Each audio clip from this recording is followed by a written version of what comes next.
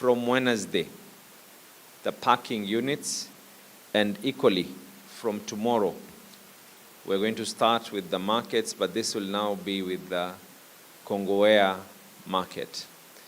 And the reason is obvious. We feel strongly, rather I feel, Inspectorate has done a beautiful job, a very, very excellent job in terms of traffic management, traffic flow, and normal security enhancement. So we will now be redeploying those who are initially in charge of manning and collecting revenue from markets and the parking. They'll be redeployed for purposes of traffic management and equally enhancing general security within the markets. And they've done an excellent job on that. Thereafter, I want to now state as well, we had given an indication that we want to turn Mombasa into a 24-hour economy. We cannot expect private businesses to start doing that until we take charge and show by example. So I've directed that commencing Monday next week, Kongowea Market will start operating on a 24-hour basis. The lighting of Kongowea Market is currently at about 70%. We're expecting that by the end of the week we would have finalized. We're immediately embarking on enhancing the CCTVs. Equally, there is a gazetted police station inside Kongowea Market. So we are writing to the Department of Police to be able to ensure that we have the police forces inside there. We're going to be increasing the number of inspectorate officers for purposes of manning traffic and also for purposes of general security matters. Thirdly, it has also come to my attention that there's a lot of staff who are qualified to do other jobs, but they are currently placed in other departments. I have written to the Public Service Commission, who have the capacity and they have the manpower without necessarily denting the resources of the county government. And we have requested them to do a public human resource audit of the county government of Mombasa. And this human resource audit will touch on many things, including placement, including who and who should be having their promotions and when they need to be getting those particular promotions from the date at which they were hired, including as well that a possibility of reshuffling some of the current employees who are there. Equally, I want to state, on last week, Thursday, I had a meeting with those who are in the construction industry. That means the quantity surveyors, the constructors, the architects, and everyone else. And we have all agreed that all building permits will be approved within stipulated time based on law. Whatever the current law says, we will be approving those permits within that stipulated time. They have requested that we do a proper sensitization on this for every single person. The meeting that we had last week was for about 16 individuals.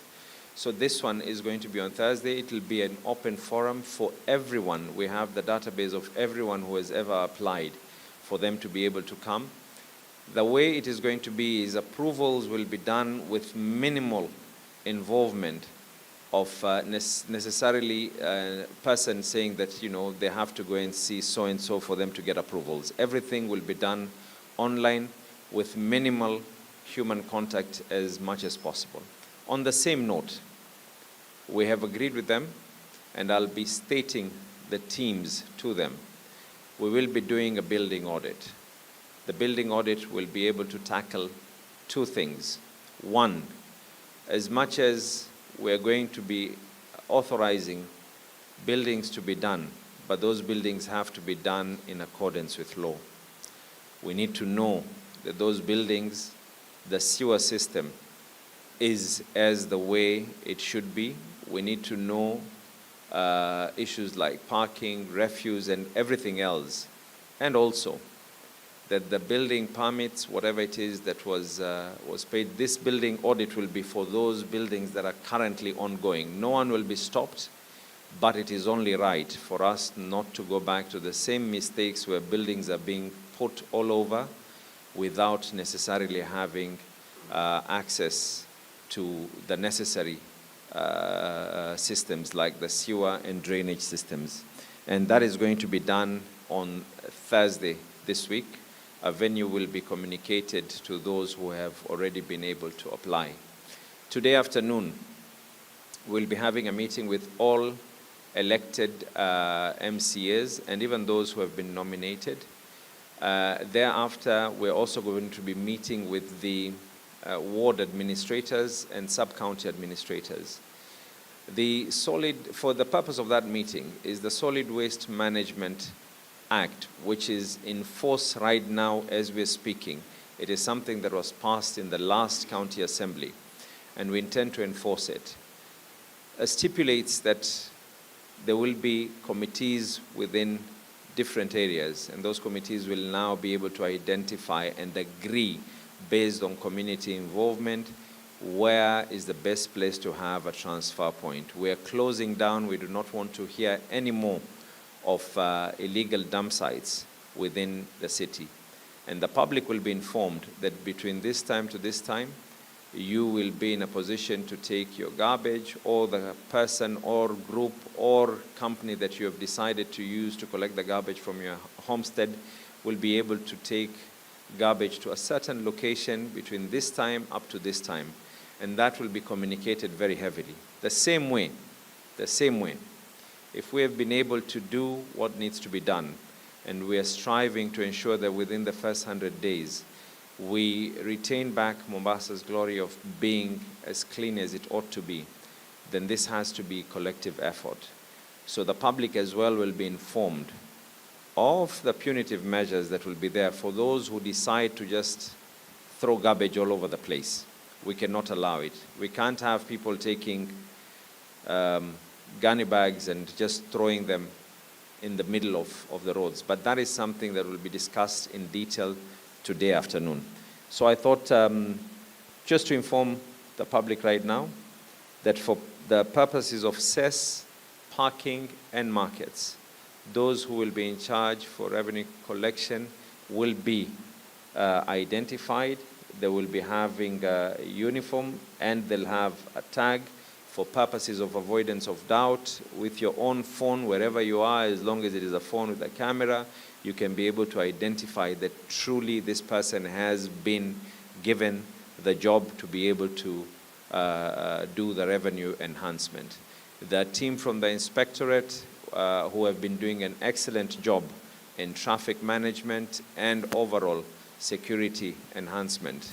Wednesday, all the parking attendants will now be a different team, and the markets as well from tomorrow will have a different team that is going to be manning the gates, a different team that is going to be purposes of revenue enhancement, and a team that is going to ensure that we have compliance in terms of security. Nataka watu wakifanya biashara zao wafanye biashara kwa usalama na kwa amani bila ya kuweza kuwa na matatizo ya aina yoyote.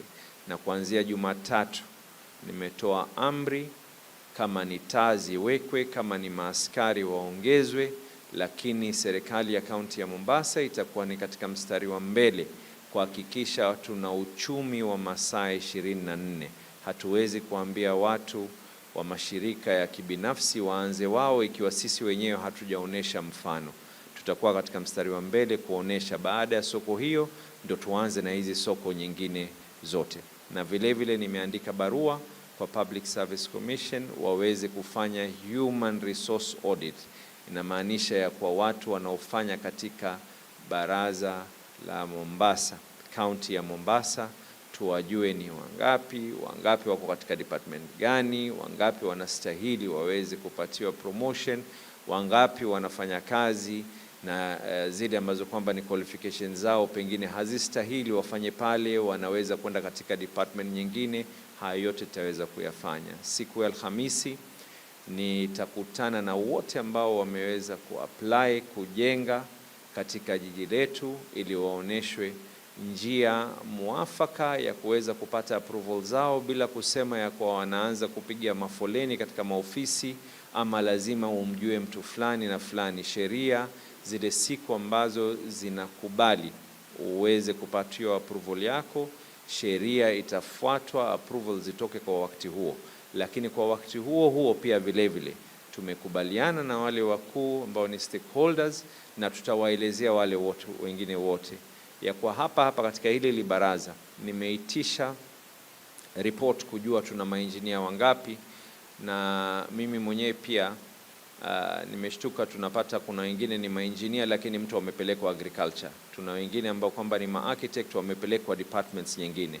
Kwa hivyo wote wale watakuwa katika ile building audit ili tuweze kurekebisha mji wetu pamoja. Kwa wale wenye kuendelea kujenga, hamna atakaye kuzuia, lakini wito wangu kwako mwenye kujenga, ikiwa unajenga usijaribu kuvunja sheria, iwe unajenga yale maji ambayo kwamba yenye kutoka kwa choo uweke kwa katika maji ya mvua. Maradhi yakitokea yanatokea kwa kila mtu. Mji ukinuka unanuka kwa kila mtu. Hakuna mtu ambaye kwamba atakuwa na, hatuwezi kufanya jambo jingine isipokuwa ni kulifanya liwe ni kwa pamoja. Saa 8 hii leo nitakuwa na Deputy Governor ambaye nimempatia jukumu la kuweza kuhandle lile upande wa environment wakati mimi nafanya haya mengine, na tumekubaliana tutakutana na MCA wote, na baada ya MCAs tutakutana na ward administrators tuweze kuweka zile kamati za mitaa, watu waweze kujulishwa zile taka watu wakizichukua watazipeleka wapi, na lazima tuwapatie mikakati pia vile vile.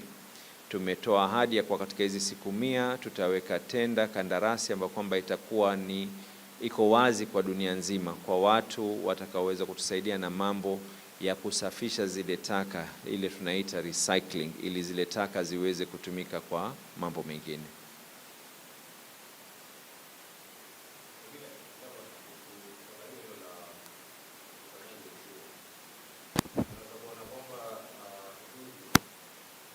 Nilikutana nao niliposikia ya kwa walikuwa na kile kilio, na nikaambiwa kwa wanataka kuja kuniona, nikakutana na wao na nikawaonesha sheria iko wazi. Tatizo kuu lilioko, na hii ni lazima sasa tukubaliane kama wana Mombasa sote.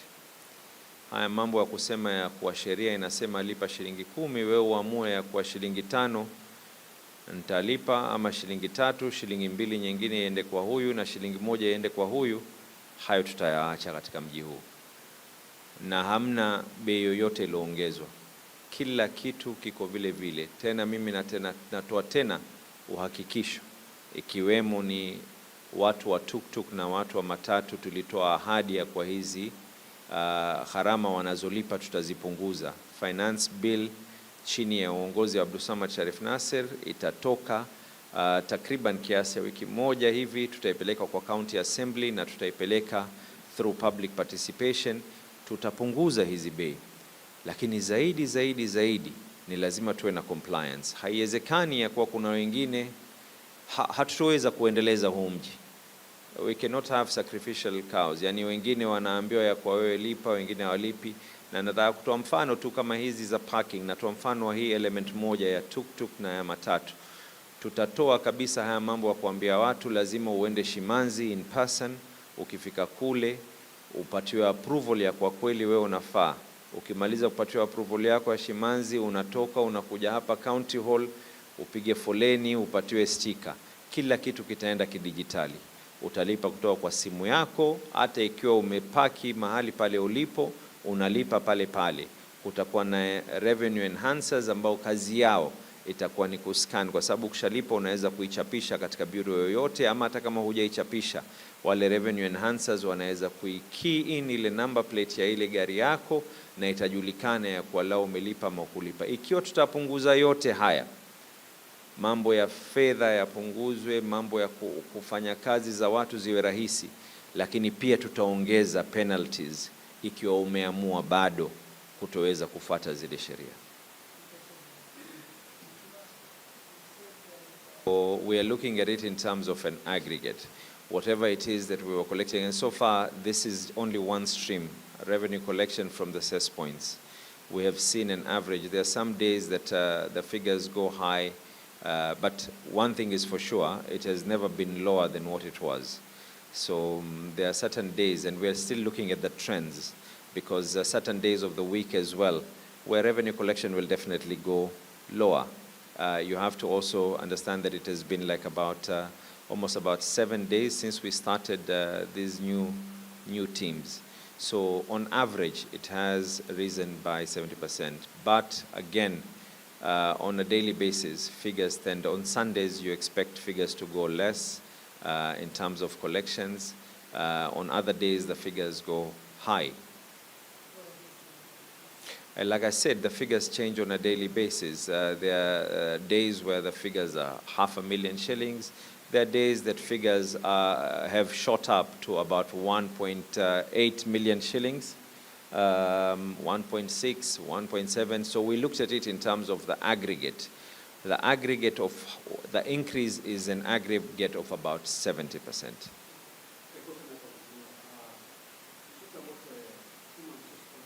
Yes.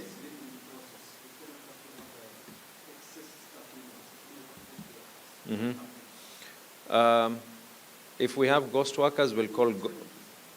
You asked me in English, so I'll reply you in English.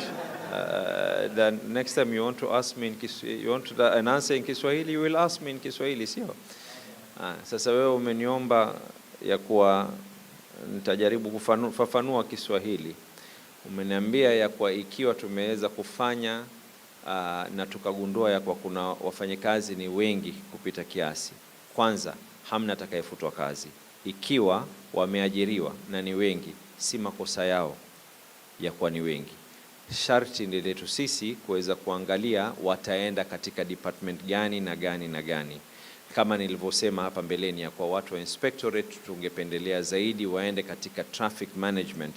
Magari kile yakisonga kwa haraka zaidi itakuwa ni bora. Tunano wengine ambao tutawatoa katika department fulani, ikiwa wana uwezo tutawapeleka katika department kama ni fire. Hata ikiwa ni kubadili Mombasa iwe ni masaa 24, uchumi wa masaa 24, lazima tuwe na watu wengine watakaofanya kazi usiku. Kwa hivyo kama katika department na environment watu ni wengi, huwezi kuanza kusema utatoa, lakini utawapeleka usiku. Kisha ukaniuliza kama kuna wengine ni ghost workers. Ghost kwa Kiswahili itakuwa nini? Majini ama gushi? Magushi. Wafanyikazi hewa itakuwa ni air workers. Gushi, sio? Wafanyikazi gushi. For purposes of avoidance of doubt, kwanza, we will value our human resource. Yani tutatukuza wafanyikazi wetu. Katika hali kutukuza wafanyikazi wetu sio wale ambao kwamba ni gushi ama ni wale ambao tunaita ghost workers. Kwa hivyo kama kuna ghost workers tutaita ghostbusters, which I don't think, but for those who are there, kwa wale wafanyikazi walioko hapa, ni lazima tuangalie, na part of the issues that are there ni ikiwa kuna mambo ya promotion, tujue ni nani anastahiki kuweza kupatiwa promotion. Kama ninavyosema, sio unachukua engineer unampeleka agriculture, unachukua architect unaanza kumpeleka katika department ambayo kwamba hayupo. Yani kila moja aweze kuwekwa katika department ambayo kwamba anaofaa. Na hao ni wale ambao kwamba ni ofisi, na hao wengine mnaozungumza wale ambao wanatusaidia katika zile kazi za traffic, kazi za environment. Ikiwa tunageuza Mombasa taratibu tuweze kufika, tuione ya kwa ile engine imeanza kuchemka na inaanza kutembeza kisawasawa baada hizi siku 100, tunataka kuanza kuona watu ya kuwa wanaanza kufanya kazi, na sisi kama county tutakuwa katika mstari wa mbele kuweza kuyafanya mambo haya. Nadhani nimelijibu swali lako. Waonaje tujibu tupate wengine? Naam.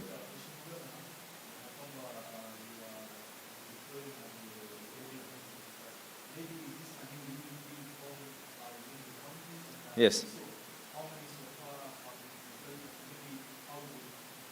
Okay. These are not people who are going to be out of the county government. Like I said, the county government of Mombasa has some very, very, very excellent people who are working in the county government. There are some people who are in this county who, revenue collection has increased. It was not done by people who are necessarily from outside. It was done by the same people who are within the same county government. So what we have done is we have collected people based on various categories. But eventually, the idea is that we're going to have a Mombasa Revenue Service. The reason for having a Mombasa Revenue Service, it will be whose job will be nothing else except for purposes of coordinating and enhancing revenue collection. It will be registered as a county corporation. Like KRA is a state corporation, will have Mombasa Revenue Service as a county corporation whose role will be nothing else except to look at all the elements in terms of collection. Right now, the reason why we have to do these changes, I'll give you an example. It is very easy for someone, either they are already an employee or they could be a former employee. As long as they have a uniform, the inspectorate, they can just go to any person and start saying that wapi permit he, wapi he, and we've already seen this happening. So to try and avoid and to make the lives of the people of Mombasa easy, these are the directions that we are going to take. So far, we are looking at about around 40 people, but eventually, of course, it is going to be a fully fledged county corporation. Why don't you allow your other colleagues, and then we allow you. Is there someone else? Good. Then we have you last. Yes, go ahead. Go ahead.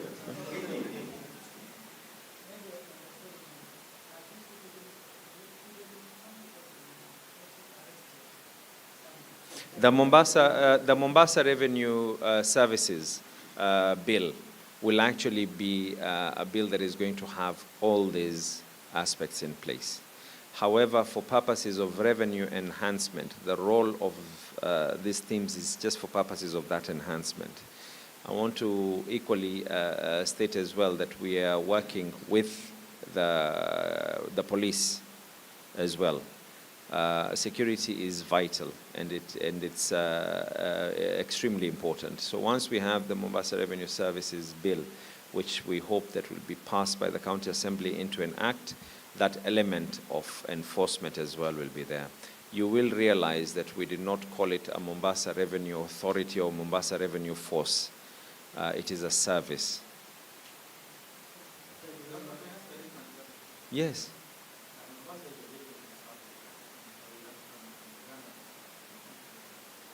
I think I answered that in my in the last press briefing. Do you want me to answer it again? Okay. You were not there? Okay. No, I state this. Constitutionally, every level of government has their mandate. And there are some things that it is important. First of all, we don't share a physical border. Mombasa County does not share a physical border with Uganda. So the only way that someone from Uganda will be able to reach up to Mombasa is by virtue of that person either getting a direct flight, or that flight has to pass through Mombasa, or maybe they pass through Malaba and then they come by car all the way. So it is important that once national government has issued necessary guidelines, and I'm confident that they will be able to put in the right measures at border points with Uganda. But I don't foresee a situation where we are right at the end. We don't want but as a county government, yes, we are prepared. Maybe the last one. Maybe? The Kenya Ports Authority Yes. has today released a notice to Mm. shipping I had already written to them, so I met the stakeholders on 20th of September. I met with Kenya Institute of Freight Forwarders and Warehousing Association. I met with the Transport Association. I met with all these groups that are dealing with the port, and we all agreed. And I'm going to be giving a copy of that letter to yourselves. It can be sent to you on soft copy. I wrote to the MD and I requested him that the only way that this can work without any bureaucracies is if they write to the shipping lines in the same manner. And I'm glad that that letter has been responded to, and they have done what needs to be done. So we expect a very, very huge economic boom for Mombasa with the things that we are putting into place as a county government, the things that the national government is putting into place. We expect a huge boom.